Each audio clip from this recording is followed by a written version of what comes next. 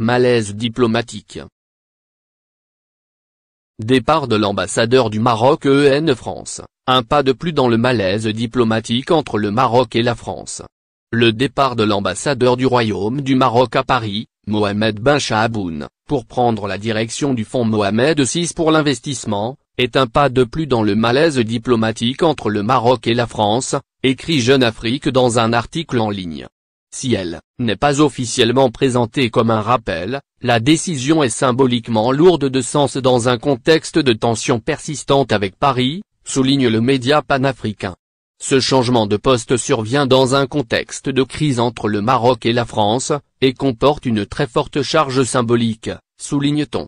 Car si Ben Chahaboun, en tant qu'ancien ministre des Finances et ex-patron de la BCP, Banque Centrale Populaire, a le profil idoine pour diriger cette structure appelée à jouer un rôle clé dans la relance post-Covid, son départ de la capitale française, un an à peine après son arrivée à cette chancellerie, sonne comme un rappel qui ne dirait pas son nom, poursuit-on. Nous sommes clairement entrés dans une guerre de symboles, commente un fin connaisseur de la diplomatie marocaine, cité par le magazine. Après les restrictions autour des visas, mesures punitives et vexatoires visant avant tout les hauts responsables marocains, et voulues par Emmanuel Macron lui-même, et l'absence totale d'égards aux us et coutumes du royaume, ce dont témoigne à la fois le gap entre les profils de diplomates envoyés par Paris et ceux diligentés par Rabat, il est normal que le Maroc, très attaché à l'idée de la réciprocité des relations, procède à une sorte de rééquilibrage par la base, poursuit la même source. Il s'agit, souligne Jeune Afrique, d'un rééquilibrage qui se traduit ici par un parallélisme de forme. Depuis le départ en août dernier de l'ambassadrice de France au Maroc Hélène Le Gall, personne n'a été nommé pour la remplacer. Et bien que plusieurs noms de candidats potentiels pour diriger la chancellerie française à Rabat aient circulé, aucun n'a été retenu pour le moment par l'Élysée, qui ne semble pas pressé de mettre un terme à cette vacance. En attendant, l'intérim est assuré par Arnaud Pecheux, nommé ministre conseiller à l'ambassade cet été. Ce qui laisse penser aux Marocains que pour la France, et tout particulièrement pour le président Emmanuel Macron, le Maroc n'est absolument pas une priorité, relève le média panafricain. Ce qui n'est bien évidemment pas du goût de Rabat, note le média panafricain. Loin d'être un désaveu de Ben Chahaboun, ce départ montre surtout que le malaise entre la France et le Maroc s'installe dans la durée, croit savoir une source proche du palais, citée par Jeune Afrique. Certes, il semblait isolé à Paris et n'était pas encore parvenu à tisser beaucoup de liens au sein de l'élite politique française.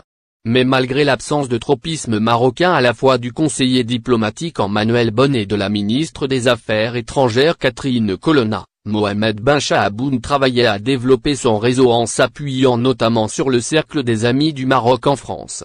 Cela ne suffit pas du tout à justifier un retour au Maroc, un an seulement après son arrivée en France, poursuit la même source. Aux yeux de plusieurs responsables marocains contactés par Jeune Afrique, la décision de confier la direction du fonds souverain à l'ambassadeur est aussi emblématique du nouveau dogme politico-diplomatique marocain, que l'on peut résumer en une expression, Morocco First, dans le sillage du discours royal de la rentrée parlementaire le 14 octobre, où le monarque a mis l'accent sur le renforcement de l'investissement privé, international comme national, l'opérationnalisation du fonds Mohamed VI et l'accélération de sa mise en place est devenue une priorité.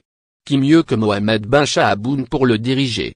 Non seulement il a joué un rôle majeur dans la préparation des premiers textes législatifs devant encadrer les missions et prérogatives de ce fonds puisque c'est lui qui était à la tête du ministère des Finances, 2018-2021, au moment de sa création, mais il a également une légitimité technique, estime l'un d'eux. À la suite de la nomination de Ben Chahaboun en octobre 2021 au poste d'ambassadeur du Maroc à Paris, Nadia Fetta Alaoui, qui l'a remplacé au ministère des Finances, avait aussi pris le relais et fait avancer la question de la définition de la feuille de route du fonds. Aujourd'hui, sa structuration a pris du retard, et requiert la présence d'une figure capable de le mettre en œuvre, note la publication. Certes, le Maroc ne manque pas de profil adéquat.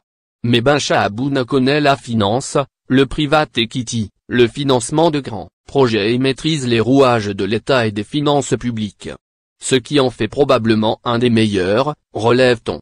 À quoi bon laisser un haut commis de l'État, une personnalité du calibre de Ben Chahaboun, en poste à Paris dans le contexte actuel? Les relations entre le Maroc et la France étant gelées, et pas près de se débloquer, c'est comme mettre en jachère des compétences, hautement utiles au royaume, abonde ce connaisseur de la politique marocaine.